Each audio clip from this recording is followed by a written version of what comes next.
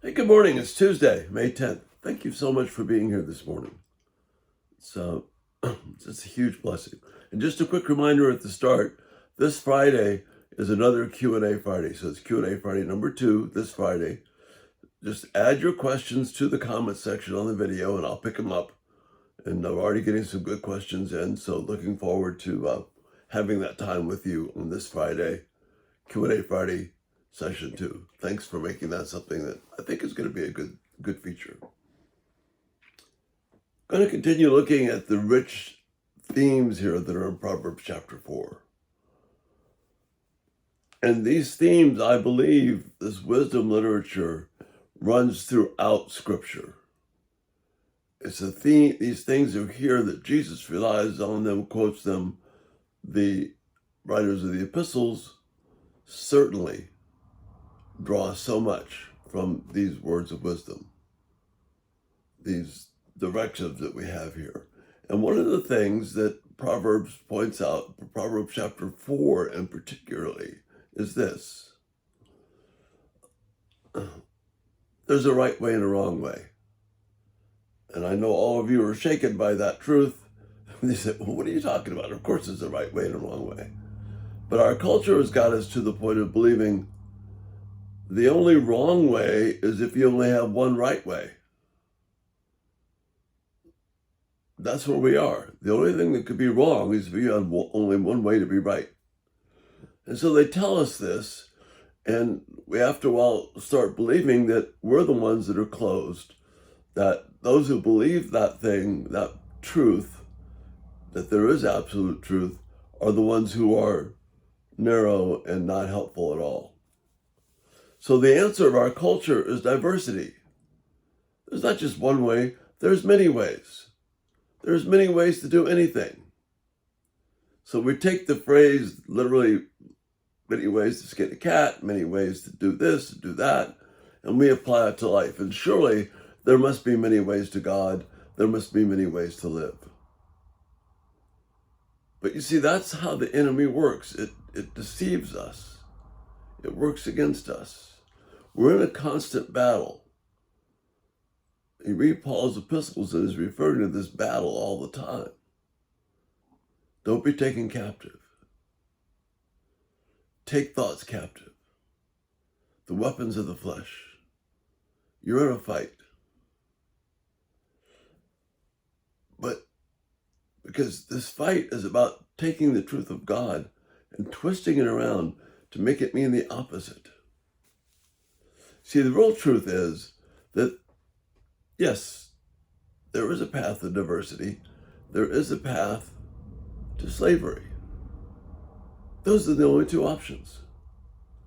You can choose diversity or you can choose slavery. And now you're thinking, okay, what's going on here? Okay, because the path to diversity is the path of honoring God and trusting Him. The path to slavery, which appears to be the path to openness and freedom and diversity, is the exact opposite of that. Proverbs is constantly calling on the son to make a choice, to choose the way that is right and good or the way that will be harmful. And chapter 4, which we've been hanging out recently, powerfully illustrates that in verses 18 and 19. The way of the righteous is like the first gleam of dawn, which shines ever brighter until the full light of day. So what's the picture there? We're getting a little bit of light, and as the day emerges, it gets brighter and brighter and brighter. And we see more, we can be involved in more things, we can take more advantage of things.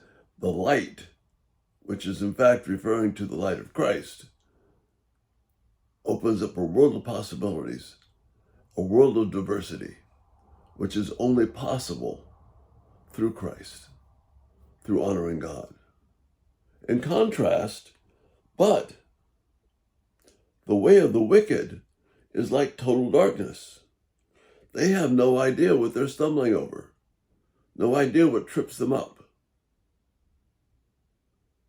So they think, when you turn from God, this path of the wicked, I have all these options, but you're living in darkness. And so you stumble and you fall and you get bruised and bloodied and you don't know why. because you can't see what's in front of you because you don't have the light that's there. So people are looking for diversity, but to kind of borrow on a phrase, they're looking for diversity in all the wrong places because there's only one place to be diverse. And that's being free in the path of God, honoring God, doing what he's called us to do. You see, when I can be free from the shackles of sin, the shackles of self-domination, the self-love, self-choice, if I can be free from those things, then I'm free to explore all the beautiful things that are out there in this world. I think one of the failures that we have as Christians is that we're not delving into the rich history of Christianity, of Christian people who have made a tremendous impact on this planet. That's where true diversity is. Just one quick example. In the 50s and 60s, we had something called the sexual revolution, which was supposed to make us free. I know, I lived through it, I saw it. And it was supposed to be this great liberating thing that was just going to give us so much freedom and away from the awful constraints of marriage. But what's happened? Has this quote-unquote sexual freedom made us free? Or we are now filled with anxiety, worry, doubt. We don't trust relationships. Two-parent families are fast becoming a thing of the past. All in the name of, quote, diversity. See, the only true diversity is that path that looks like it's the narrow way. That's why Jesus says you can choose the narrow gate or the wide gate. And there's a whole bunch of people on the wide gate going that way. But it leads to destruction because it leads to darkness. In this pursuit of diversity for diversity's sake, people have lost freedom.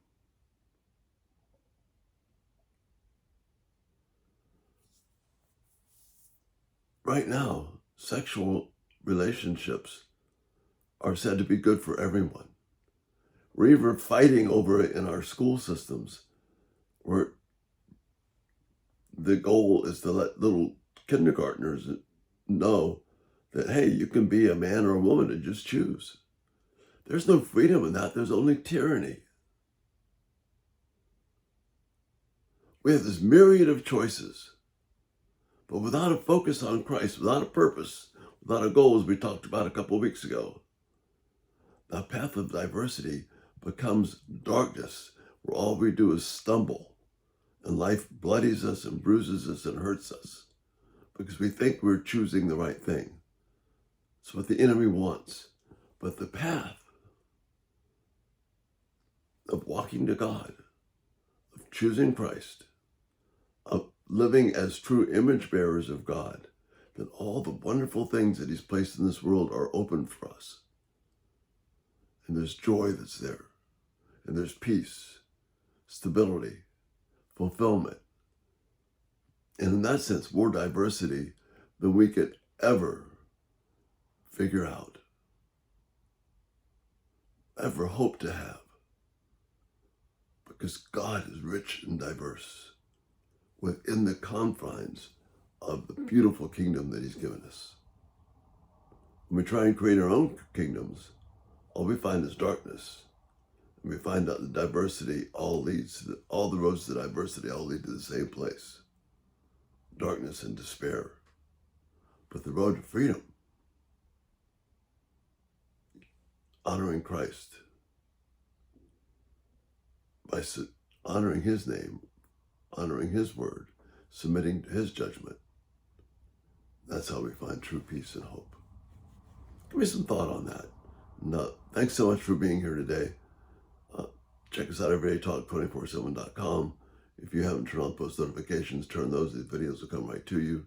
Thank you so much for being here. And Lord willing, we'll see you tomorrow. Bye-bye.